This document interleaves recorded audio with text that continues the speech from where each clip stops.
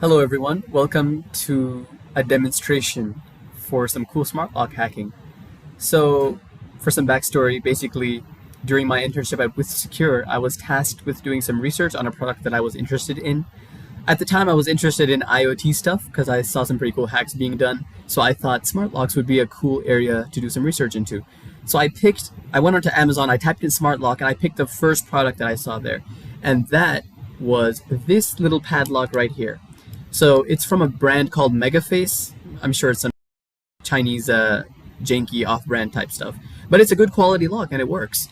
And I tried to basically unlock this lock without permission.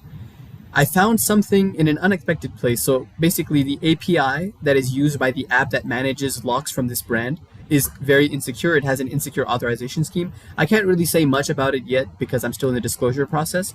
But yeah, I found it. I developed some proof of concepts, and that is what I'm here to show you today. Some proof of concept scripts and some lock thieving. So you'll see here on the screen that I have two phones, both streaming their screens. On the left, you will see a victim account called Pokako. Please forgive the emails. I use temporary emails, so they're kind of all over the place. This victim account has 4 smart locks. Now, these smart locks are in order. So first is the FB50S model number. This is like I guess like a school locker type padlock. The second one is the GS40S, which is a different padlock sold by the same company, uses the same API. Then we have the GS60FB. This is an outdoor, I guess you can say like shed lock, or just like a more heavy duty lock. It's locked, so you can't open it. And then finally, you have a bike lock that is also made by this company. This is model number GQ10FB. Also, again, same app, same company, same API. So I will be showing you the proof of concept working on all 4 of these locks. And what the proof of concept is going to do is it's going to take ownership of each of these locks from the left side of the screen, which is the Pokako account, and it's going to transfer it to the right side of the screen, the right phone, which is the attacker account, MEGAFEIS, and those random numbers. So let's get on with it. So we have our 2 phones here. The right phone has no locks on it. This will simulate the attacker. The left phone has 4 locks on it.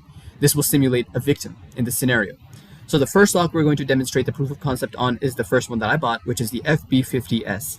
Now I'm going to move over to my Kali Linux machine.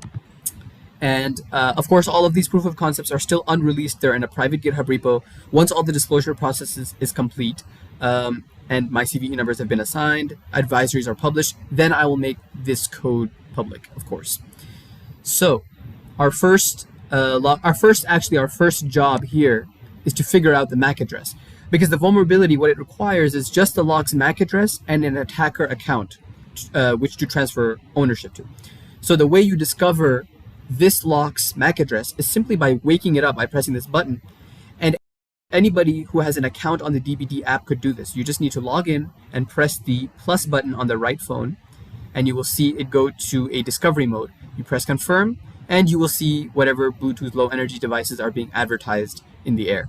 And the great thing about low energy Bluetooth is that devices are basically always advertising. There's no kind of secrecy with the MAC address. So you can see the MAC address right there underneath OK FB50S on the screen. It is basically 7F0602. I've basically written these down. So all you need is the MAC address and your account. That's it. And you can steal this lock, and I'm going to show you that right now. So we're going to go over to our Kali machine. You'll see our command. Our script right here takes our Bluetooth lock's MAC address, and it takes our attacker email address. Once we have both of those pieces of information, we can execute the script. It will ask you for your attacker account's password, which it needs to authenticate to the API. So I'm just going to enter my password, and it will basically begin running. So it will just get your tokens and stuff for further requests with the API. It will look up the lock, see who owns it right now, what device they have and everything, and then they're going to transfer ownership, as you can see on the screen. Once the ownership has been transferred, we can go back to the phones, and you will see if I refresh both phones, you will see on the victim phone, 1 lock has gone missing. Now, I've noticed that every time I run this proof of concept, it logs the attacker account out. So you're going to see me throughout this video consistently logging back into the attacker account, which I'm going to do right now. So we've logged into the attacker account, and you can see that the smart lock 2165 has been transferred to the attacker account on the attacker phone, meaning that the attacker can now unlock this padlock. So what I'm going to do is I'm going to wake up the lock by pressing the fingerprint button, and I'm going to go on the attacker phone and I'm going to hit unlock, and it's going to make the connection, and boom, unlocked. That was pretty easy, right? Well, we're going to do this 4 more times with 4 different locks. So we're going to go back here. Now, in my script, I've added a portion of it which will ask you whether you want to return ownership to the victim. Now, I wanted to make this as realistic as possible in an attack scenario, so I gave the option that once you unlock the lock and steal whatever it's protecting, you can basically transfer ownership back to the victim, and they will never even know what happened until they actually open the thing, whatever the lock was protecting. So we're going to go to our script, and we're going to hit yes for would you like to return the lock to its owner. Script is going to go ahead and return the lock. All right, lock return is complete. We're going to go ahead back on our phones, refresh both pages, and you will see the smart lock, which we stole, go from the attacker account right back to the victim account. And if we go to the actual lock and we look at the authentication records, there is absolutely nothing. Meaning this is a undetectable way to basically steal this lock and unlock it, and again steal whatever it's protecting.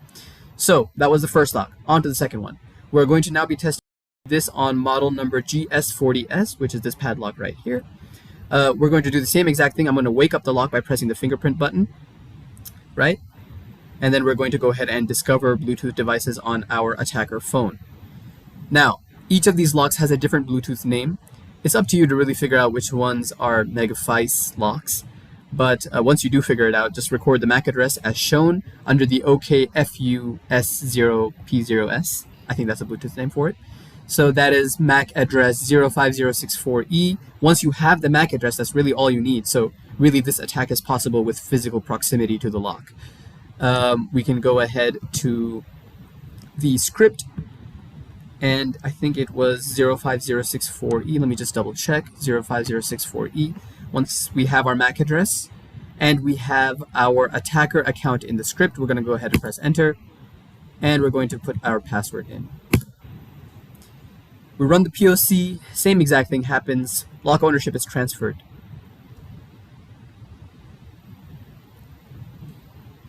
All right, lock owner has been changed, as you can see. We will now go over to our phone, go back, and we will refresh. The attacker has been logged out again, as usual, but again, you will see a lock is missing from the victim account. I'm going to go ahead and log in real quick. And we can see that a new smart lock has been added to the attacker account. Now, all we need to do to unlock it is simply wake the lock up and go ahead and press the unlock button on the attacker phone. The connection has been made, as you can see, and the lock has been popped open right here. Boom. All right, on to the third one. But before we go there, let's return the lock to its owner.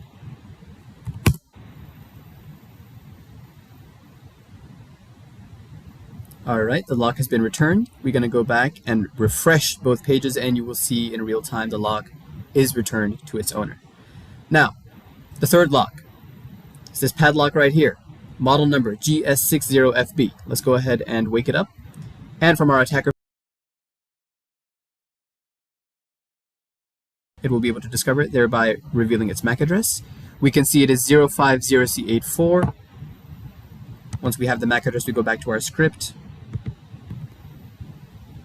050C84, let's clear our screen and go ahead and press enter.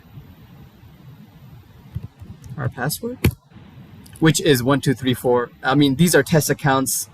I know it's bad practice, but whatever. It works for our purpose. So, lock ownership has been transferred as shown by the status messages. We're going to go back.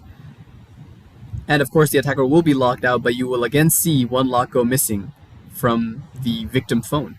Once we log back into our account, we will see that a new lock has been added. Now, we have the lock right here. We wake it up. On the attacker phone, we enter the smart lock pane and we hit unlock. Connection has been made. Lock has been popped open. Unlocked. Whatever's behind this, whatever's in your valuable tool shed, it's all mine now. So that's all gone. Now we go back to the screen, and of course for operational security, we're going to go ahead and return the lock. There you go, lock has been returned.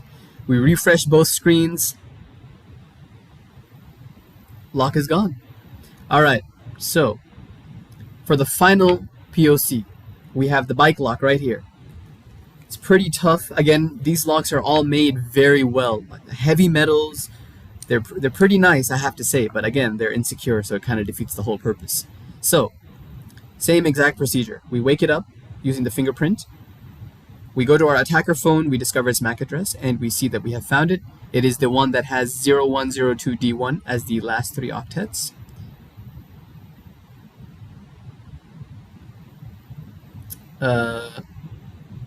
Okay, once we have the MAC address, we go back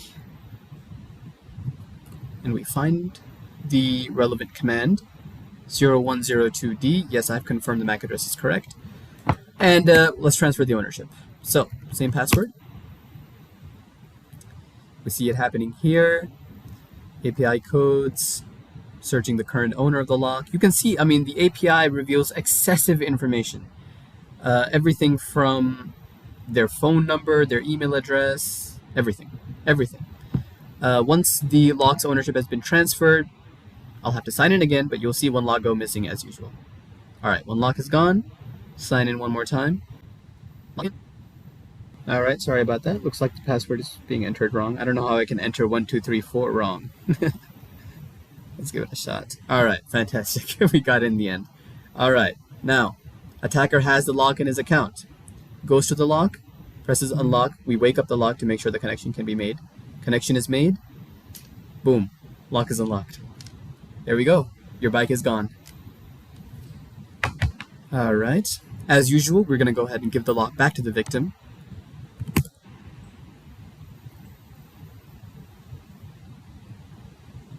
All right. The lock has been returned. We refresh both pages, and we can see the lock has been returned to the victim. And I have unlocked all 4 of the locks belonging to this account. So, that is it for the demonstration. Thank you so much for sticking around until the end. I hope you enjoyed it. This is actually the first real vulnerability that I've found in my career, and I am very, very excited because this is the exact kind of James Bond-esque type of hacking that I was trying to do, you know. But I thought it was pretty cool. I hope you did as well.